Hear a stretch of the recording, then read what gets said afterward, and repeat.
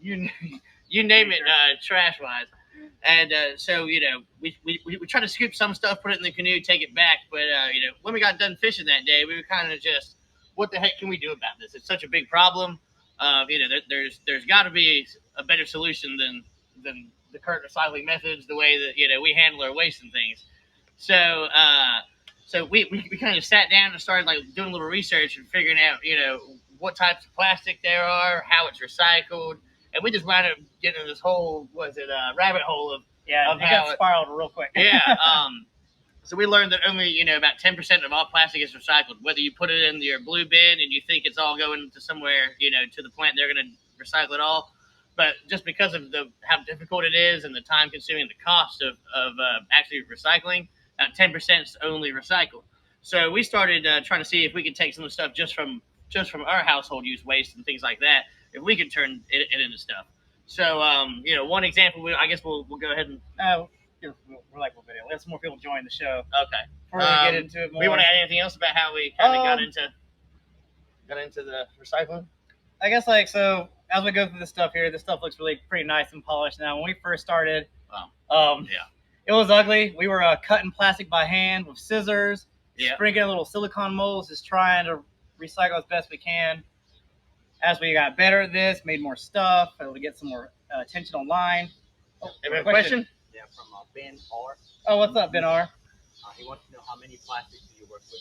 Oh, okay. So there are 7 different types of plastic. We primarily work with 3 of them. HDPE, which is like bottle caps, milk jugs, detergent bottles. Shampoo bottles. Like that. PP, which is probably a really common one. Everyone knows your drinking straws, fast food cups, Tupperware containers. Yeah. Real common household waste. And then the last one we use is polystyrene. And that's solo cups and disposable coffee lids. So, your little red disposable cups, everyone has at every party. Thousands get used every day. Yep. That's one of the main ones that we use to recycle with. Like, what's it, the Starbucks coffee lids. Starbucks coffee lids, anything, all the coffees you get at the gas station and things like that, those lids that they put on those are all number 6, which is polystyrene as well.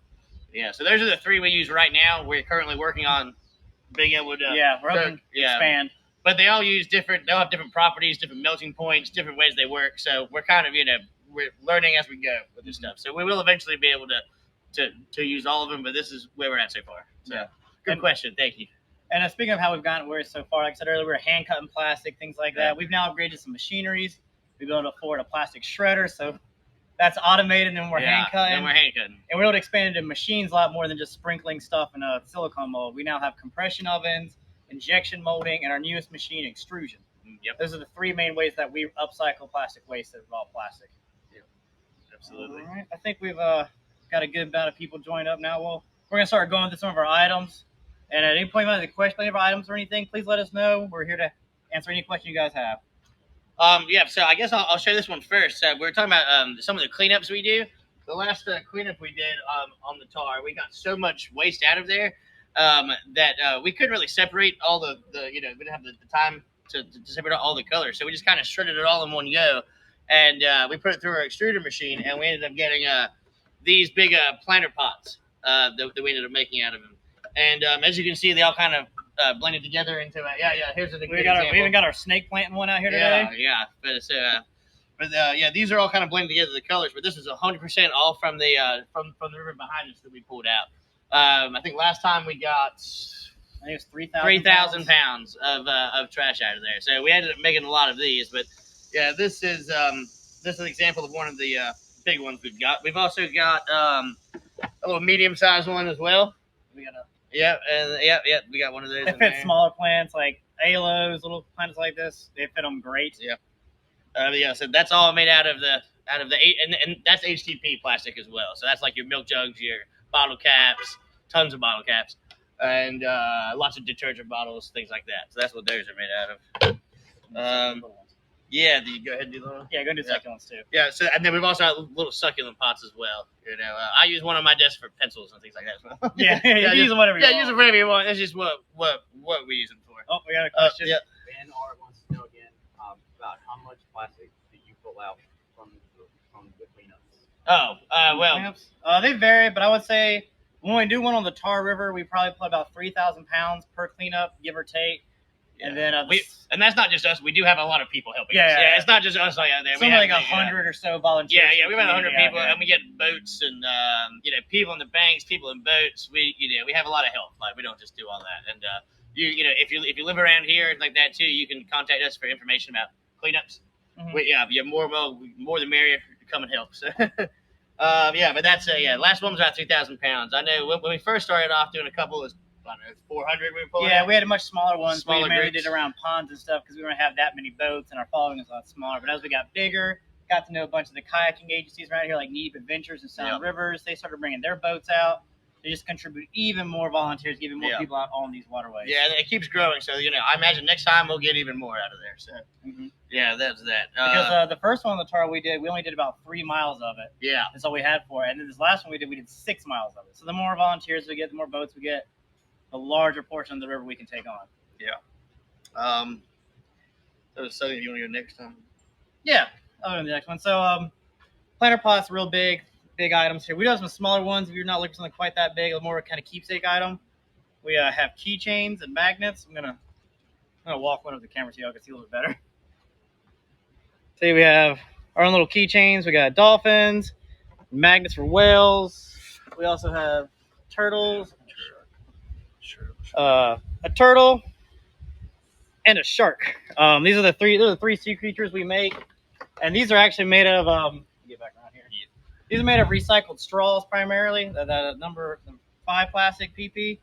We thought it was pretty comic to make sea creatures out of drinking straws, since it's one of their biggest pollution problems. They eat them up, so they're really big. And if you are interested in these, we have them in purple, orange, white, green, blue, and black. And it says on our site they are $5. It's actually 2 for $5. So if you see one you want and you order it, please message us. Please message us which color you want in addition to it. We'll make sure you get both. And you can mix and match keychains and magnets. Just gotta let us know. So they're great. They're very lightweight, super durable, and they do float. Depending on how heavy your keys are, it might make it float a little bit, but they're not the most buoyant thing. But they do float if dropped. Yeah. Like I said, so there's number 5, the drinking straws and cups, things like that. What should we move on to? So actually, this was a really cool product that we ended up getting a mold for during COVID when we had plenty of time. I'll bring one over.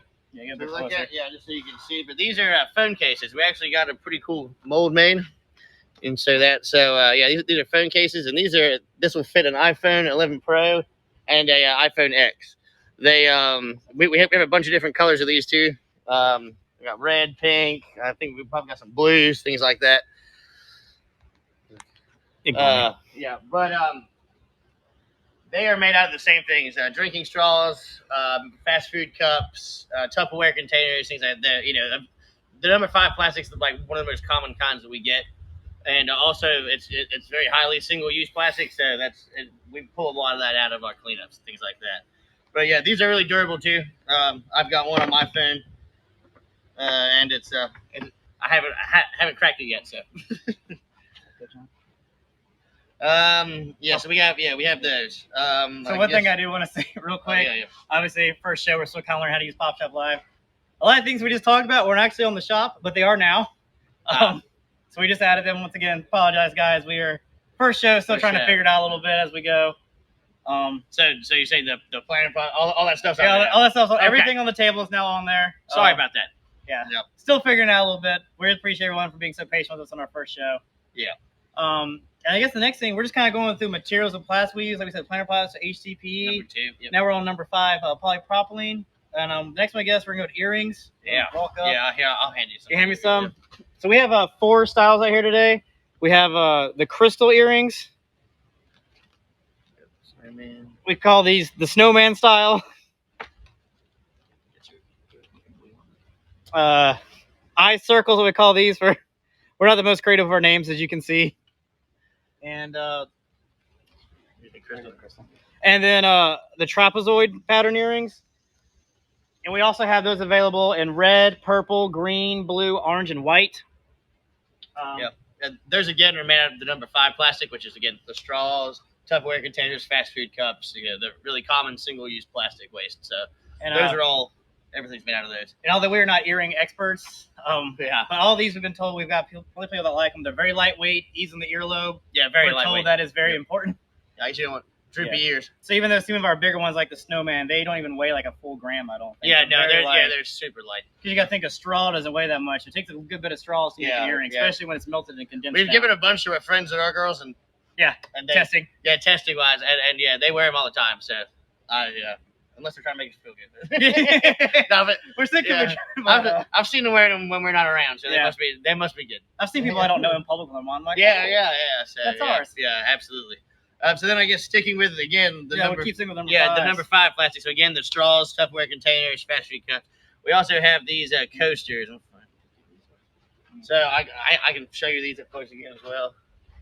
But they're basically, they're just drink coasters, very durable. Like that is waterproof. Not gonna be that, but my parents have so many of these. They keep requesting these as well, and so do all her friends. So they're all over. I have them at my house. Oh, and a good thing we should mention about this stuff, it is incredibly durable. Yeah, absolutely. I mean, you got to think, for better or worse, plastic doesn't rot or go anywhere or break down. So yeah, that's kind of none of these are going to break down go anywhere. So especially that's the curse of plastic, but also the beauty of our product at least. Our product at least. Especially if you got like an outdoor patio, things like that. Yeah. You can just leave these out. They get rained on. Yeah, absolutely. Doesn't matter. The colors don't fade. Like they are. Unfortunately, like we said, they're there to last, but also fortunately they're here to last. Yeah, one time we were at a festival and the storm came through. We were selling the stuff at a market, and the storm came through and blew everyone's tents over. Rained on everybody's stuff. So many people's stuff got ruined. We just kind of sat back and watched all of our stuff get rained on, and then when the sun came back out, it all dried off, and it was fine. It kind of worked out for us. It watered our plants. It watered the plants. We were just good to go. It filled up the bowl we were using so the dogs could drink it. Yeah, it was a good time. We got a little wet, but our stuff was fine. Yeah. So I guess that's the end of our number 5. Yeah, so we're moving on. This right here is actually our most popular item, I'd say. Definitely our most popular item. Yeah, there's very limited quantities on these, as you can kind of see, especially in certain colors. So these are our hex bowls. These are made of, like I said earlier, number 6, the solo cups. Solo cups, and your coffee lids. It takes about 50 solo cups to make one of these bowls. It's about a pound of recycled plastic cups.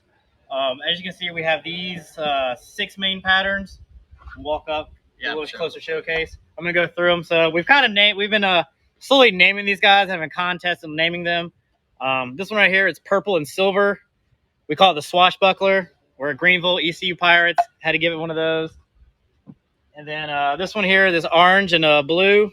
We call it citrus blue. This one right here is our seafoam green.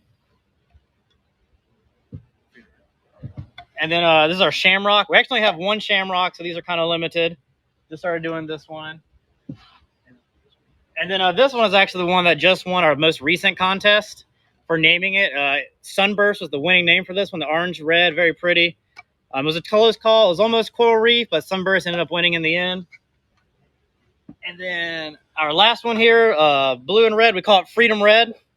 These are the names we're kind of sticking with for right now. As we kind of go along, we probably will continue to have contests to try to get some better names for these guys, because we are creative. We're not the most creative when it comes to names sometimes. Absolutely. If you have a suggestion for the names in chat, please let us know. Yeah, send it we might have a contest, have you a front runner for it.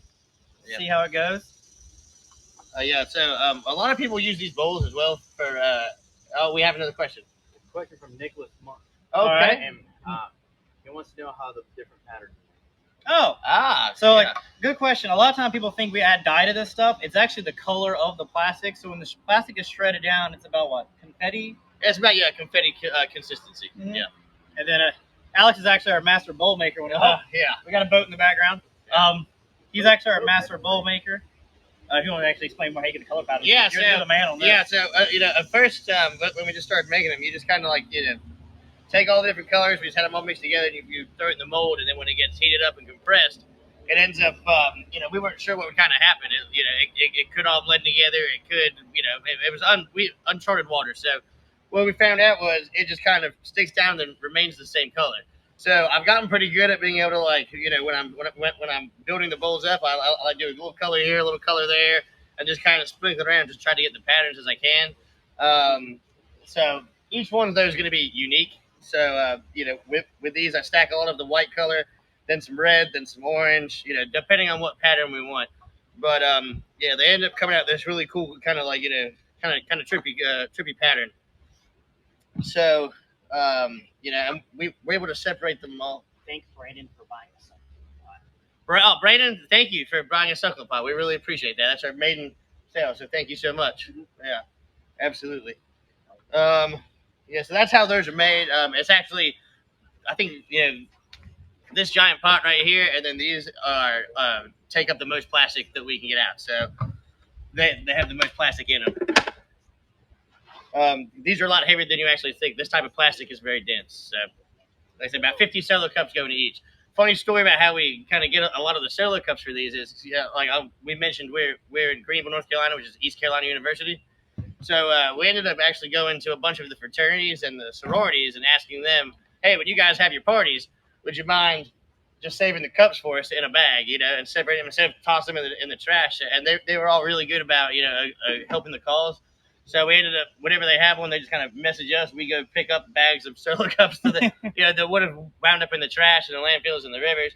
And then we ended up taking them back. And I think because they've seen the colors and stuff, they end up buying cool colors. Yeah, not just the red ones. They end up buying all different ones, and then we'll give them one, and as a thank you and all that. So that's kind of how that process is done. And we have a pretty steady supply of solo cups at the moment because of that. So yeah. And then it's also worth noting. Did you mention like Pitt Street and all them during the pandemic? No, I did not. Yeah. So also during the pandemic, a lot of the breweries and restaurants, things like that, they weren't allowed to use glassware just for safety reasons, and everyone knows about all the protocols in the pandemic. So they were using the same cups. So we ended up going to them and asking them if we could use, if we could take their trash as well. And we got a ton from all those. Just people were still out, drinking, but they had to use the disposable cups. So we ended up taking, I think we had like 4, 5, 6 breweries around here that once a week we were going to, taking tons of trash bags, throwing it in the truck, cleaning them out, and then shredding them down and using them. So thank you to, was it Pitt Street Brewery, Local Oak Brewery, what are the breweries that we had? It's Pitt Street, Local Oak, and Naughty Dog. And Naughty Dog. Yeah, we got a lot from them too. So so thank you them for helping us out. And sorry to disappear for a minute. Linda O had a question about our planter pots, asking what the size is. We tried to go find the tape measure real quick for you, but we did not. I'll just hold it close to the camera as I can so you can kind of get an eyeball view. I apologize for that. But you see, these are actually pretty large. They're about 3 pounds of plastic. This is the best I got. I'm so sorry. If you want to show that one. Yeah, show the plant in it. Yeah. You see, this is a snake plant. We call him Steve Reno. He fits pretty nice in these larger bowls. I'll say they're on par with the size of your large mixing bowls you get at the store, give or take. Yeah. Like one of the big ones you can. I hope that helps. Yeah, but next time we'll have measurements for all those. Yeah. Sorry, it's our first time going. So if it's with a smaller one you want to like, see, these are a lot smaller. These will also make a great cycling pot too. Like I said, aloe plants go well. This little guy here is growing pretty great in it as well. And I hope that answers the question. Yeah. We'll definitely have measurements out here next time. Yeah. So I guess that ran through. Okay, yeah. So I guess that ran through the products we have out today. We still have more products coming, and we have a few other things as well. This is just kind of what we wanted to start with. Don't want to overwhelm anything on the first day. So yeah, any other questions? Please ask me anything about the products, anything about our cleanups, the process, how we go about it. Any of it, anything you can do at home to help you to be a better recycler, things like that. So thanks a lot. Oh yes, Ben R wants to know, do we have a website? Yes, we do have a website. It is R.A.W.Plastics.com. You can go on there, see some more information about us. You can also purchase stuff there as well, and sign up for cleanup events and things like that, and different ways to get involved there. Yeah, and we also have an Instagram, raw_plastics. We keep that pretty up to date. There you can visually see us out there making stuff. We got a question. Dennis T wants to know what model iPhone fits the case. Oh, good question. That was an iPhone 11 Pro and an iPhone 10, the regular 10. I think it's an X. iPhone X. iPhone X, yeah, and 11 Pro. Yeah. So, any more questions? Cool. All right. All right. So because I know we've had a few new people join as well. If you're coming to the end of it, we're just kind of. I hate to say go back through it all again, but we're gonna go back through it again. And hopefully we might say something we missed the first time around. As we're going through, if you're still with us, we really enjoy you being with us. Offering wants to know if 12 Pro Max is fit. No, 12 Pro Max is not fit, unfortunately. Unfortunately, the mold we had to get is very specific, and it takes a lot of time to get those molds made. And then as soon as we get one made, then Apple comes out with another one, and they're different dimensions. We're working on getting new ones, to try to keep up. But that's just the one we have right now. So yeah, sorry about that. Yeah, they're not easy to make the molds. Yeah. Right. Yes. I guess. We'll start back again. That way, like I said, if you're just now joining us, we had a few new people join. Want to make sure you get the whole speech and everything and how it's done. And those of you who are still with us, like I said, we'll probably say something we forgot the first time around. Most likely. First time show, we're still kind of feeling it out. So yeah, you want to start back on the Piner Pots? Yeah. So same thing again. I go back hold to the whole. Yeah. Right. Yeah. So again, important river to us. Yeah. It's a very important river to us. We spent a lot of time fishing on this. So yeah. So basically, how we started was again, we love to fish. We spent years. We all met here at college.